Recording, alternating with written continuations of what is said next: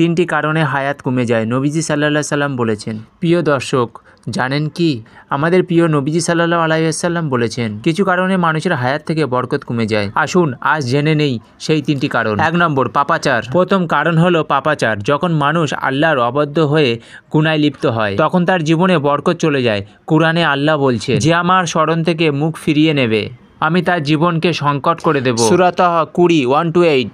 2 নম্বর, আত্মীয় সম্পর্ক বিচ্ছিন্ন করা। দ্বিতীয় কারণ হলো আত্মীয়তা সম্পর্ক বিচ্ছিন্ন করা। হাদিসে নবীজি সাল্লাল্লাহু আলাইহি সাল্লাম বলেছেন, যে আত্মীয়তা সম্পর্ক বজায় রাখে আল্লাহ তার জীবনে বরকত দেন, আর যে সম্পর্ক বিচ্ছিন্ন করে তার হায়াত কমে যায়। বুখারী ও মুসলিম। 3 নম্বর, আল্লাহর নিয়ামত প্রতি অকৃতজ্ঞতা। তৃতীয় কারণ হলো শুকরিয়া। আল্লাহ দেওয়া নিয়ামত কৃতজ্ঞতা আদায় না করলে জীবনে বরকত উঠে যায়। জীবনে দীর্ঘ হলেও তার কোনো সৌন্দর্য থাকে না। প্রিয় দর্শক, আসুন পাপাচার থেকে বেঁচে থাকি, আত্মীয়তা সম্পর্ক অটুট রাখি, আর আল্লাহর প্রতি কিয়ামতের শুকর আদায় করি। তাহলে আমাদের জীবন হবে বরকতময়। আল্লাহ আমাদের তৌফিক দান করুন, আমিন। এরকম ইসলামিক ভিডিও পেতে হলে চ্যানেলটাকে সাবস্ক্রাইব করুন।